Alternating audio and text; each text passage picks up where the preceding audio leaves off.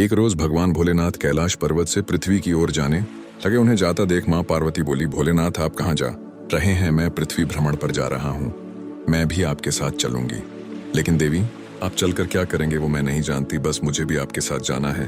देवी पार्वती नहीं मानी और वो भी उनके साथ चली गई। घूमते घूमते पार्वती जी को भूख लगने लगी। वो महादेव से बोली, महादेव मुझे भूख लगी है, मुझे खीर खांड का भोजन करना है। यह सुनकर वो थोड़े आगे आए। उन दोनों ने आम इंसान का भेष ले लिया। शिवजी ने एक बड़े से घर का दरवाजा खटखटाया, जहां से एक सेठानी बाहर निकली। कहिए क्या चाहिए? हमें खीर खांड का भोजन करना है। खीर खांड का भोजन करना है तो अपने घर जाकर खाओ, मेरे यहाँ क्यों मांगने चले आए? यहाँ क्या मैंने कोई भंडारा खोला हुआ है? यह कहकर सेठानी ने दरवाजा बंद कर लिया। कुछ आगे चलने पर उन्हें एक गरीब बुढ़िया मिली। उसने पूछा, बताइए महाराज, आपको क्या चाहिए? हमें खीर और खांड का भोजन करना है। अच्छा आप भीतर आइए और बैठ जाइए। उन्हें अपनी झोपड़ी में बिठाकर वह रसोई में गई, लेकिन रसोई में अन्न का दाना भी नहीं था। वो बुढ़िया माई कहीं जाने लगी। तब शिवजी बोले, बुढ़िया माई आप कहाँ जा रही हैं? मैं दूध चावल और खांड लेने जा रही हूँ, उसकी जरूरत नहीं है। आप अपनी रसोई में देखिए, वहाँ सब है नहीं। मैं अभी रसोई से आई हूँ, वहाँ कुछ भी नहीं है। इनके कहने पर आप एक बार जाइए तो। माई बुढ़िया माई वापस से रसोई में गई, जहाँ सब सामान था। ये देख बुढ़िया माई हैरान रह गई। उसने झट से खीर बनाई और महादेव और पार्वती माता को खाने को दी। कुछ देर बाद वह दोनों वहां से जाने लगे। तब बुढ़िया माई बोली, महाराज बची हुई खीर का मैं क्या करूंगी? मेरे घर में तो कोई नहीं है उसे खाने वाला। मैंने जितनी खानी थी खा ली। यह सुनकर महादेव बोले, माई अपनी आंखें बंद करो। बुढ़िया माई ने आंखें बंद कर ली। कुछ देर बाद अब अपनी आंखें खोल। तो जैसे बुढ़िया माई ने आंखें खोली, अंदर उसके बेटा बहू और पोते पोती थे। यह देख वह बड़ी खुश हुई, लेकिन फिर उदास होकर बोली, महाराज मेरा घर तो एक छोटी सी झोपड़ी है, फिर मैं अपने परिवार को कहाँ रखूंगी? महादेव ने जाते जाते उस झोपड़ी को एक लात मारी और वह झोपड़ी बड़े महल में बदल गई। यह देख बुढ़िया माई हैरान रह गई। वो बोली, कौन है आप और यह सब चमत्कार? आप जरूर कोई दिव्य शक्ति है, मुझे दर्शन दो। प्रभु हे माता। तभी वो दोनों अपने असली रूप शिव पार्वती के रूप में आ गए। यह देख बुढ़िया माई बहुत खुश हुई। इसके बाद वो आगे की ओर चले गए। अब बची हुई खीर उसने अपने आस पड़ोस में शिव पार्वती का प्रसाद समझकर सब में बांटी। जब वो सेठानी के घर पहुंची तो उसका घर झोपड़ी बन चुका था। तो उसने उस बुढ़िया से पूछा, तेरे घर ये खीर कहाँ से आई? तेरे तो खुद ही खाने के लाले पड़े हैं। मेरे यहाँ पार्वती माता और शिवजी आए थे, उन्होंने ही मुझे ये सब दिया है।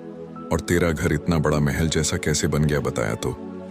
यह सब महादेव और माता पार्वती जी के आशीर्वाद से ही हुआ है। यह सुन सेठानी दौड़ी दौड़ी उस ओर गई जहां महादेव और पार्वती जा रहे थे। उसने उनको रोककर पूछा, महादेव मेरा धन आपने उनको क्यों दे दिया? तब महादेव बोले, मैंने तो उठाया ना दिया। उसने हाँ की इसलिए उसकी हाँ हो गई, और तूने ना की तो तेरी ना हो गई। महाराज कुछ तो करो। तब महादेव बोले, जा, काम तेरा रुकेगा नहीं, धन तेरा जुड़ेगा नहीं। यह कहकर महादेव वहां से चले गए और सेठानी अब दिन रात मजदूरी करती रहती, लेकिन फिर भी उसकी कमाई कहीं ना कहीं खत्म हो जाती। उधर बुढ़िया माई, जिसके पास आज तक कुछ नहीं था, वो अपनी नेकी के कारण अब काफी अमीर हो गई थी और उसके पास उसका भरा पूरा परिवार भी था, जिसके साथ वह खुशी खुशी रहने लगी। आज की हमारी दूसरी कहानी एक शिवपुरी नाम के गांव की है, जहां एक नारायण नाम का ब्राह्मण रहता था। उस ब्राह्मण का माधव नाम का पुत्र था, जो बुरी संगत में फंसकर पाप करने लगा था। वह असत्य बोलता, मदिरा पान करता, चोरी डकैती करता और लोगों को लूटता। ये सब पाप वो करता था। और एक रोज उसके परिवार वालों को उसके इस पाप कर्म का पता चला, तो उन्होंने अपने पुत्र को अपने घर से बाहर निकाल दिया। अब माधव दूसरे नगर में चला गया। अपना पेट भरने के लिए वह भीख मांगने लगा। बहुत भूख लगी है, कुछ खाने को दे दो। ये ले दो रोटी, से खा ले। अब वो इसी तरह हर रोज भीख मांगता, लेकिन जो पाप उसने किए थे उसके फल स्वरूप उसके शरीर में कोढ़ निकल आया। उसके शरीर के अंग गलने और सड़ने लगे, जिससे वह अत्यंत दुखी रहने लगा। अब वह एक नदी किनारे कुटिया बनाकर उसमें रहने लगा। एक रोज बड़ी प्यास लगी है, नदी से मटके में पानी भरकर ले आता हूँ। अब ऐसे ही वह हर रोज करता, नदी से मटके में पानी भरकर ले आता, जिससे कुछ पानी रास्ते में एक शिला पर गिर जाता। ऐसे ही एक रोज वह जल भरकर लाया और शिला पर रखा ही कि तभी उसके प्राण निकल गए। फिर आकाश से एक विमान आया और उसमें से दूध बाहर आए। तभी वहां शिवदूत आए और उन दूतों से बोले, ठहरो, तुम इसे नहीं ले जा सकते। यह नरक का नहीं बल्कि शिवलोक का अधिकारी है। इसने सारी उम्र बड़े पाप किए। इसके पाप कर्मों के फल स्वरूप इसके परिवार ने भी इसे त्याग दिया, इसीलिए यह नरक योग्य है। हम सब जानते हैं, लेकिन इसके सभी पाप धुल चुके हैं, जाने अनजाने में ही सही। इसने इस वृक्ष के नीचे दबी शिला को जला दिया। यह कोई साधारण शिला नहीं बल्कि शिवलिंग है। साथ ही इस वृक्ष के नीचे महादेव और मां पार्वती की मूर्ति भी है, जिसकी जाने अनजाने इसने पूजा की है। इसीलिए अब यह यमलोक का नहीं बल्कि शिवलोक का अधिकारी बन गया है। आज की हमारी तीसरी कहानी इस प्रकार है। एक बार की बात है, एक रोज शिव और पार्वती पृथ्वी लोक पर भ्रमण के लिए निकले हुए थे। मापन ने देखा कि चारों ओर सूखा पड़ा हुआ था और हर तरफ हाहाकार मची हुई थी। लोगों को पानी पीने को नहीं मिल रहा था। एक बूढ़ा आदमी प्यास से तड़प रहा था। पानी पानी पानी प्यास से तड़पते हुए उस बूढ़े आदमी की मौत हो गई। नहीं नहीं बाबा, आप हमें छोड़कर क्यों चले गए? हे भोलेनाथ, यह कैसी सजा मिल रही है? हमें जो पानी की बूंद बूंद के लिए भी तरसना पड़ रहा है। ये सब लोग कितने दुखी हैं, इन्हें कितने कष्ट है। फिर वो कुछ दूरी पर और आगे चले, तभी मां पार्वती की नजर एक किसान पर गई जो कड़ी धूप में भी हल जोत रहा था। ये देख मां पार्वती ने शिवजी से कहा, स्वामी, जहां मनुष्य को पीने का पानी तक नहीं मिल रहा है, वहीं ये बेचारा किसान इतनी कड़ी धूप में इतनी मेहनत कर रहा है। इसके पीछे इसका एक तात्पर्य है। देवी, वह यह कार्य इसीलिए कर रहा है ताकि खेत जोतने की उसकी ये आदत छूट ना जाए। कैसा तात्पर्य स्वामी? उस मनुष्य को देख। मां पार्वती को उन पर दया आ गई और उन्होंने उसकी मदद करने की सोची। स्वामी, सब प्यास के मारे इतने तड़प रहे हैं, फिर आप वर्षा क्यों नहीं कर देते? नहीं देवी, अभी वह समय नहीं आया है। जैसे ही वह समय आएगा हम वह कार्य भी अवश्य करेंगे। भोलेनाथ ऐसे तो मानेंगे नहीं। तभी मां पार्वती को एक युक्ति सूझी। उन्होंने भोलेनाथ से कहा, स्वामी, आपने भी तो बहुत समय से अपना शंख नहीं बजाया। कहीं ऐसा ना हो कि आप भी अपना शंख बजाना भूल जाए। तुम सत्य कहती हो देवी, हम अभी अपना शंख बजा देते हैं। कहीं ऐसा ना हो कि हम भी शंख बजाना भूल ही जाएं। यह सुनकर पार्वती मन ही मन मुस्कुराई, क्योंकि वह अच्छे से जानती थी कि जैसे ही महादेव अपना शंख बजाएंगे तो वर्षा होना निश्चित है। फिर उन्होंने महादेव से कहा, स्वामी, यहां नहीं, उसर प्रकृति के मनमोहक नजारे देखते हुए आप शंख बजाइए। अच्छी बात है, जैसा आपको ठीक लगे। और फिर अपना शंख निकालकर उसे बजाने लगे।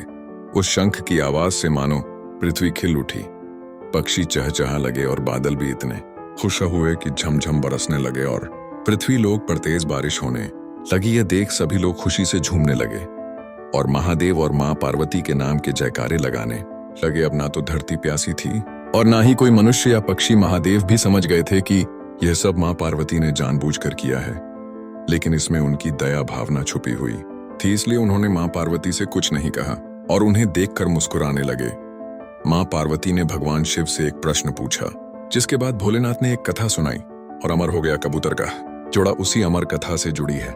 यह पौराणिक कथा, एक बार नारद मुनि कैलाश पर्वत पर भगवान शिव से मिलने पहुं। नारायण नारायण, प्रणाम माथे। आइए देवर्षि नारद, कैसे आना हुआ माथे? मैं तो भगवान शिव और आपके दर्शन करने आया हूं, पर महादेव कहीं दिखाई नहीं दे रहे। वे तो भ्रमण के लिए गए हैं, कुछ देर में लौटेंगे देवर्षि। नारद मां पार्वती से वार्तालाप करने लगे। तभी उन्होंने मां पार्वती से पूछा, माथे, क्या आप अमर कथा के बारे में जानती है? वो कौन सी कथा है उसके बारे में तो मैं नहीं जानती। नारायण नारायण, माथे, जब भगवान भोलेनाथ आएंगे तब आप उनसे इस बारे में पूछना। अच्छा माथे, मैं चलता हूँ। नारायण नारायण। पार्वती माता सोच में पड़ गई कि ऐसी कौन सी कथा है जो स्वामी ने मुझसे नहीं कही। तभी भोलेनाथ कैलाश पर लौट आते हैं। माता पार्वती उनसे इस बारे में चर्चा करती हैं। प्रभु, आपने मुझे कभी अमर कथा के बारे में क्यों नहीं बताया? मुझे आज और अभी अमर कथा सुननी है। ठीक है देवी, मैं आपको आज अमर कथा सुनाऊंगा, परंतु उसके कुछ नियमों का पालन आपको करना पड़ेगा। अमर कथा के दौरान आपको एक क्षण के लिए भी सोना नहीं है। आप बीच बीच में हुंकार भरती रहना, ताकि मुझे आभास रहे कि आप कथा सुन रही हैं, क्योंकि मेरे नेत्र भी उस क्षण बंद रहेंगे। ठीक है स्वामी, मैं ऐसा ही करूंगी। भगवान शंकर ने माता पार्वती से एकांत और गुप्त स्थान पर अमर कथा सुनने को कहा, जिससे कि अमर कथा कोई अन्य जीव न सुन पाए, क्योंकि जो कोई भी इस अमर कथा को सुन लेता है वह अमर हो जाता। इसके पश्चात शिवजी देवी पार्वती को अमर कथा कहने एक गुफा में ले गए। पुराणों में कहा जाता है शिवजी ने देवी पार्वती को अमरनाथ की गुफा में अपनी साधना की अमर कथा सुनाई थी, जिसे हम अमृतत्व कहते हैं। प्रचलित कथा के अनुसार भगवान भोलेनाथ ने अपनी सवारी नंदी को पहगांव पर छोड़ दिया, जटाओं से चंद्रमा को चंदनवाड़ी में अलग कर दिया और गंगा जी को पंचतरणी में तथा कंठाभूषण सर्पों को शेष नाग पर छोड़ दिया। इस प्रकार इस पड़ाव का नाम शेष नाग पड़ा।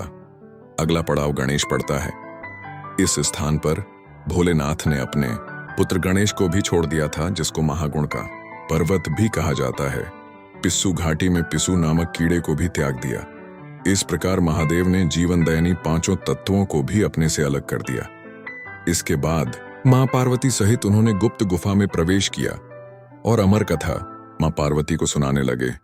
शिव शब पर कथा सुनते सुनते देवी पार्वती को नींद आ गई और वह सो गई, जिसका शिव जी को पता नहीं चला। भगवान शिव अमर होने की कथा सुनाते रहे। उस समय 2 सफेद कबूतर शिव जी से कथा सुन रहे थे और बीच बीच में गूक की आवाज निकाल रहे थे। शिव जी को लगा कि माता पार्वती कथा सुन रही हैं और बीच बीच में हुंकार भर रही हैं। इस तरह दोनों कबूतरों ने अमर होने की पूरी कथा सुन ली थी। कथा समाप्त होने पर शिवजी का ध्यान देवी पार्वती की ओर गया, जो सो रही थी। अरे, देवी पार्वती तो गहरी निद्रा में है, तो फिर ये हुंकार कौन भर रहा था? अचानक महादेव की दृष्टि अमर कथा को सुनते उन कबूतरों पर पड़ी तो भी क्रोधित हो गए और उन्हें मारने के लिए आगे बढ़। मेरे क्रोध से तुम दोनों को कोई नहीं बचा सकता, तुम्हें इसका दंड अवश्य मिलेगा। हे प्रभु, हमें क्षमा कीजिए, हमने अनजाने में ही भूल की, पर हमने आपसे अमर होने की कथा सुनी है। यदि आप हमें मार देंगे तो अमर होने की यह कथा झूठी हो जाएगी। इस पर भगवान शिव का क्रोध शांत हो गया। प्रभु, इन दोनों का इसमें कोई दोष नहीं। मैं गहरी निद्रा में सो गई थी, मैंने आपके आदेश का पालन नहीं किया, इसलिए इन दोनों को क्षमा कर dीजिए। भगवान शिव जानते थे कि अनजाने ही सही पर कबूतरों ने अमर कथा को सुन लिया था, इसलिए वे दोनों अमर हो चुके हैं। इस पर महादेव ने कबूतरों को जीवित छोड़ दिया। भगवान शिव के आशीर्वाद से वह कबूतर का जोड़ा अजर अमर हो गया। कहते हैं आज भी इन दोनों कबूतरों का दर्शन भक्तों को इस गुफा में प्राप्त होता है और तब से यह गुफा अमर कथा की साक्षी हो गई। वह इसका नाम अमरनाथ गुफा के नाम से प्रसिद्ध हो गया।